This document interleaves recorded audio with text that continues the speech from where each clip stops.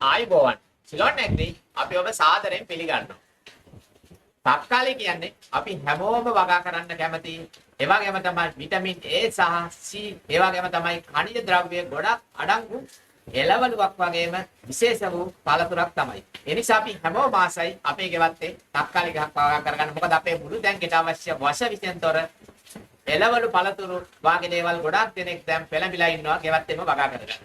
ඒ නිසා මේ තක්කාලි වගා කරන්න හැමෝම කැමති. කැමති වගේම තමයි ගොඩක්ම තක්කාලි වලට එන පලිබෝධ වෛරස් දිලි රෝග නිසා අපිට තක්කාලි වගාව එපා වෙලා තියෙනවා. මොකද මේක ටිකක් උවමනා කියන විශේෂයෙන් ඒ ගැන සැලකිලිමත් වුණොත් එහෙම තක්කාලි වගාවම විනාශ වෙලා යනවා. අන්න ඒ ගැන දැනුවත් කරන්න තමයි අපි මේ විශේෂ වීඩියෝව ඔබට කරන්නේ. මොකද ගොඩක් දෙනෙක් අපෙන් කතා කරලා දුරකථන ඇමතුම් දීලා ඇහුවා මේ තක්කාලි වගා කරන්න එපා වෙලා දැන් මොකද මේ වර්ෂාවත් සමග නොයෙක් දිලි රහානි ඒ වගේම තමයි පලිබෝධ හානි වැඩි වෙලා තියෙනවා. අන්න ඒකට විසඳුමක් අරගෙන තමයි අපි මේ වීඩියෝ එකෙන් එන්නේ අද.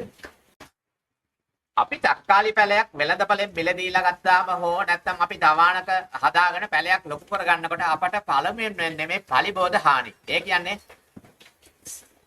සිතියම් පණුවා කියලා කියනවා. ඒ වගේම තමයි පත්ත කණින්න කියලා තියෙනවා. අන්න ඒ සතාගේ උවදුර තමයි අපිට පළමුවෙන්ම බලපාන්නේ. ඔබට දකින්න පුළුවන් තක්කාලි කොලේ සුදු පාට පත්‍රයේ මැදින් ඉරක් ගිහිලා දෙනවා. එක එක පත්තට හැරිලා දාර එක එක පැති වලට ගිහිල්ලා යනවා. ඒ තමයි සිතියම් පණුවගේ ලක්ෂණ. ඒ කියන්නේ පත්‍ර කණින්නගේ පත්‍ර කණින්න තමයි පළමුවෙන් පත්‍ර වලට හානි කරන්නේ.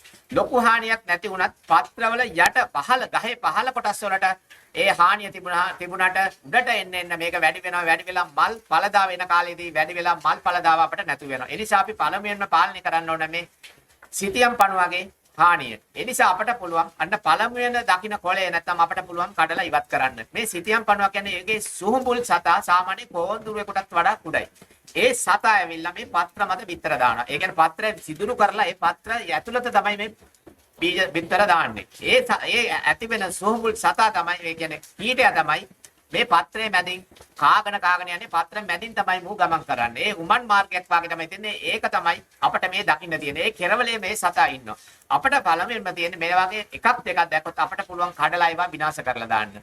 නැතිනම් අපිට ඒ සතා පාලනය කරගන්න කාබනික කියන්නේ දැන් තියෙනවා පලිබෝධනාශක හදලා අන්න ඒ වගේ බේත් එකකට අපි යනවා. ඒ කියන්නේ ඉඟුරු සුදු ලුණු දුම්කල වාගේ දේවල් භාවිතා කරලා අපට පුළුවන් මේ සතාව පාලනය කරගන්න. ඒක දිගටම පාලනය කර ගියොත් ආයෙ එන්නේ නැහැ. නැත්නම් ඒක බෝ වෙනවා. එන්න වැඩි වෙනවා. ඒ නිසා අපි පත්‍ර ටික පළවෙනිම කඩලා ඉවත් කරගත්තොත් ඉවත් කරගෙන අපට පුළුවන් මාසයකට දෙපාරක්වත් කෘමිනාශකයක් යොදන්න. ඒ කියන්නේ ස්වභාවික කෘමිනාශක වර්ග යොදන්න පුළුවන්. යෙදුවොත් ඒ පාලනයෙන් අපිට මිදලා අපිට තක්කාලි වගාව හොඳින් ආරම්භ කරන්න පුළුවන්. ඒ වගේම තමයි මේ සතා ආවට පස්සේ ඒ හානි වෙන පත්‍ර මගින් තමයි අපට දිලීර සහ වෛරස් රෝග ඇති වෙන්නත් ගොඩාක් බලපානවා. මොකද ඒවා ඊට පස්සේ කුණු වෙන්න ගන්නවා. ඊට පස්සේ ගහ පුරාම කුණු වෙලා ගිහලා තක්කාලි ගහම විනාශ වෙලා යනවා. තක්කාලි වගාවේ දිලීර රෝග වගේම තමයි වෛරස් රෝගයක් ඇතිවෙනොත් එහෙම අපට බේත් නැති වෙනවා. ඒ නිසා අපි වගා කරන්න ඉස්සෙල්ලා තමයි අපි වෛරස් රෝග වලින් කොහොමද අපේ වගාව පාලනය කරගන්නේ කියලා අපි සූදානම් වෙන්න ඕන. ඒක තමයි අපි කරන්න අවශ්‍ය වෙන්නේ. ඒ සඳහා අපි පළමුවෙන්ම කරන්න ඕන තක්කාලි වගාවක් කරපු ස්ථානයක නැවත තක්කාලි වගා කරන්න එපා. ඒ කියන්නේ ඒක තව අවුරුද්දක් විතර පරණ වුණාට පස්සේ තමයි අපි එතන නැවත තක්කාලි හිටවන්න ඕන. ඒ වගේම තමයි මිරිස් සහ පිපිඤ්ඤ වගා කරන තැන්වල තක්කාලි වගා කරන්න එපා. එකම කුලයේ ඒ එකම වෛරස් රෝගය තමයි හැදෙන්නේ. නිසා ඒ වාගේ තැනක තක්කාලි වගා කරොත් නැවතත් ඒ රෝගයට එන්න පුළුවන්. වෛරස් රෝගය ගැන අපිට බලන්න පුළුවන්. කෙලින්ම පලිබෝධකයේ මාර්ගයෙන් තමයි මේ පලිබෝධක සතෙකු විසින් තමයි මේක පළමුවෙන්ම මේ ලෙඩේ ගේන්නේ. ඒ වාගේ අපි කියමුකෝ පත්‍ර කණින්න කියලා. ඒ වාගේ රතෙක් එතන කාලා ගියට පස්සේ වර්ෂාව නැත්තම් මේ කාලෙදී එතන කුණු වෙන්න ගන්නවා. ඒ වගේම තමයි ඊළඟට ඒකෙන්ම බෝ වෙලා යනවා. කඳ තනින් කළු ලපෑමිල්ල කඳ මැදින් කඩලා වැටෙනවා කුණු වෙලා යනවා. ඒ තමයි වෛරස් රෝගේ. මේකට බේතක් නැහැ මේ වෛරස් රෝගය આવොත්. ඒ නිසා අපි පුළුවන් තරම් ප්‍රවේශමෙන් තමයි මේක වගා කරන්න. ඒ වගේම තමයි දැක්කොත් ඒ වගේ ගහක් අපේ ගෙවත්තේ නැත්නම් අපේ වගාව තුල අපි ඒ ගහ උච්චලා නැත්නම් ඉවත් කරන්න ඕන.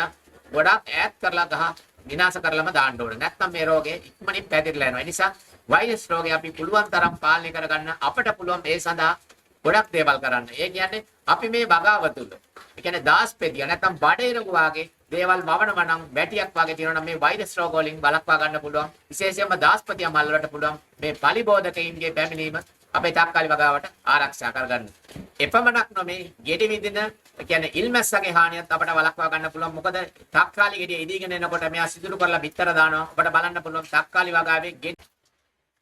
ඒ වගේම තමයි තවත් ගොඩක් දෙනකට තියෙන ගැටලුවක් තමයි මේ තක්කාලි පැලයක් හිටවපුවාම ගොඩක් දෙනෙක් අපෙන් කතා කරලා අහනවා මේ තක්කාලි පැලේ හිටපු ගමම පොළව මට්ටමින් කුණු වෙලා ගහ වැටෙනවා. ඒ කියන්නේ හිටු මැරීමේ රෝගයට තමයි ඒ ලක් වෙලා තියෙන්නේ. ඒ සඳහා අපි පළමුවෙන්ම තක්කාලි පැලයක් හිටවන්න ඉස්සෙල්ලා අපි අවශ්‍ය පස් මාධ්‍ය තමයි හරියටම හදා ගන්න ඕනේ. මැටි මිශ්‍ර පස, ඒ කියන්නේ වතුර හදාපවතින පසක තක්කාලි වගා කරන්න අපහසුයි. මොකද එතකොට තමයි මුල් කුණු වෙලා හිටු මැරීමේ රෝගේ ආරම්භ වෙන්නේ. ඒ නිසා අපේ ගෙවත්තේ අපි එක්ක හාල් බෑග් එක නැත්නම් ලොකු උරේක නැත්නම් පෝච් එක හිටවනවා නම් පස් මාධ්‍ය අපි නිවැරදිව හදා ගන්න ඕන.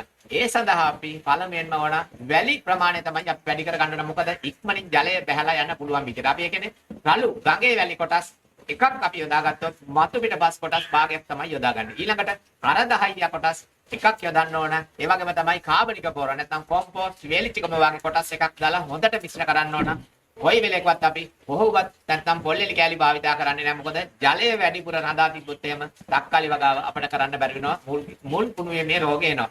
විශේෂයෙන්ම කර 10 තමයි මෙතන විශේෂ කාර්යයක් ඉටු කරන්නේ. පසෙන් එන දිලීර මර්ධනය කරලා එයා අපට හොඳ තක්කාලි ගහ ලබලා දෙනවා. ඒ වගේම තමයි ඔබට විශේෂ පුළුවන් නම් මේ අපි හදාගත්ත පස් මාධ්‍ය කලවම් කරලා ජීවාණුහාරණය කරගන්න. එසේනම් තක්කාලි වගාවේ හිටු මැරීමේ රෝගය අපට ගොඩාක් දුරට පාලනය කරගන්න පුළුවන්. දිලීර සහ වෛරස් රෝග. ඒක තමයි ගොඩක්ම අපට හදා ගන්න අපහසු. මොකද වර්ෂාවත් සමග දිලීර රෝග තක්කාලි වගාවට වැඩි වෙනවා. අපිට දකින්න පුළුවන් මේ වගාවෙන් දැන් දිලීර රෝග ඇවිල්ලා තියෙනවා. මොකද අධික වර්ෂාවක් ලැබෙනවා. දවස ගානේ වර්ෂාව ලැබෙනකොට තක්කාලි වලට ඉතාමත් අහිතකරයි. ඒ නිසා අපි පුළුවන් තරම් තක්කාලි වගාවේදී අපි සෙවණ සහිත, ඒ කියන්නේ ටනල් එකක්, පොලි ටනල් එකක් යන වගා කරන්න අපට පුළුවන් ක්‍රමයක් තියෙනවා නම් ගොඩක් හොඳයි.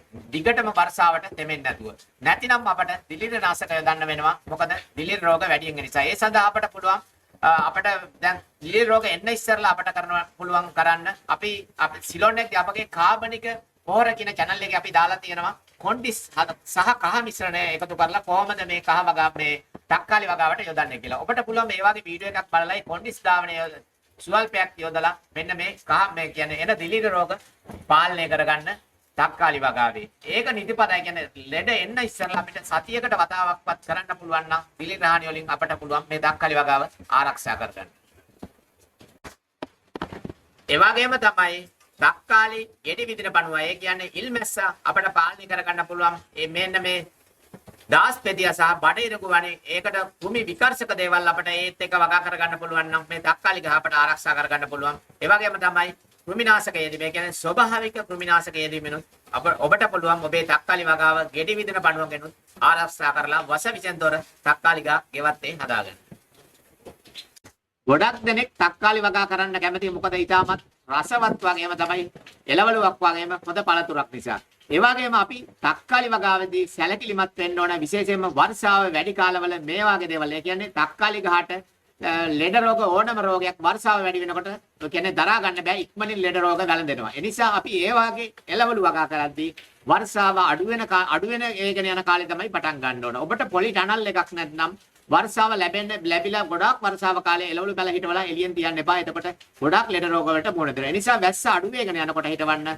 අවුව කාලේ තමයි එළවලු වලට හොඳ රෝග නැතුව අපිට වගා කරගන්න පුළුවන්. ඒ නිසා අපි පළමුවෙන්ම පැලයක් හිටවද්දී වැස්ස අඩු වෙගෙන යන කාලේ හිටවන්න. එතකොට අපිට පුළුවන් පායන කාලේදී ඒකේ හොඳ ඵලදාවක් ලබා ගන්න. මොකද ලෙඩ රෝග වලට මුහුණ දෙන්න පුළුවන්. මොකද සූර්යාලෝකයේ මේ වෛරස් දිලීර රෝග ගොඩක් විනාශ කරලා දාන නිසා ඒ කාලේ තමයි අපි යොදා ගන්න ඕන එළවලු වගාව ආරම්භ කරන්නේදී. විශේෂයෙන්ම අපි ඒ කාල වකවාන් වෙන් කරලා තියෙන එළවලු වගාවේදී අන්න ඒ නිසයි. මොකද රෝග පාලනය කිරීම සඳහා. එතකොට ස්වභාවිකවම අපට පුළුවන් ලෙඩ රෝග වලින් වළක්වා ගන්න. ඔබ මේ විදිහට උත්සාහ කළොත් බලන්න ඔබටත් පුළුවන් තක්කාලි ගහක් නිවැරදිව ගෙවත්තේ හිටවගෙන හොඳ ප්‍රයෝජනයක් ගන්න හොඳ ඵලදාවක් ලබා ගන්න. ඒ වගේම තමයි ඔබට මේ වගාවල් පිළිබඳව නොයෙකුත් ගැටලු මතුවෙන්න පුළුවන්. ඒ ගැටලු ඔබට පුළුවන් අපේ මේකේ කමෙන්ට් තීරුවට යොමු කරන්න. ඔබගේ ගැටලුවට අපි විසඳුම් අරගෙන නැවතත් එනවා. ඒ වගේම තමයි සිලෝන් නැග්‍රී අපගේ channel එකට අපි මේ වන විට වීඩියෝ 250කට අධික ප්‍රමාණයක් නිකුත් කරලා තියෙනවා. ගොඩක් දේවල් ගැන එළවලු, පළතුරු, ඖෂධ පැල වර්ග නොයෙක් විදිහේ වැඩසටහන් අපි ඉදිරිපත් කරලා දෙනවා. ඔබට පුළුවන් ඒ වීඩියෝ බලලා අපගේ දැනුමයි ඔබ ලබාගෙන තියෙන දැනුමයි එකතු කරලා ඔබේ ගෙවත්ත ස්වයංපෝෂිත වශ විෂයෙන් තොර ගෙවත්තක් කරගන්න. ඒ වගේ තමයි සිලෝන් නැග්‍රී අපගේ Facebook සංසදයා එකතු වෙන්න ආරාධනා කරන ගමන්ම සිලෝන් නැග්‍රී අපගේ channel එක ඔබ මේ වෙනතුරුත් subscribe කර නැත්නම් subscribe කරන්න. ඒ වගේම තමයි bell icon එකත් click කරන්න. ඔබට පුළුවන් අපි දමන අගනා වීඩියෝ ඒ සැනින්ම නරඹන්න. ඔබට සුබ දවසක්.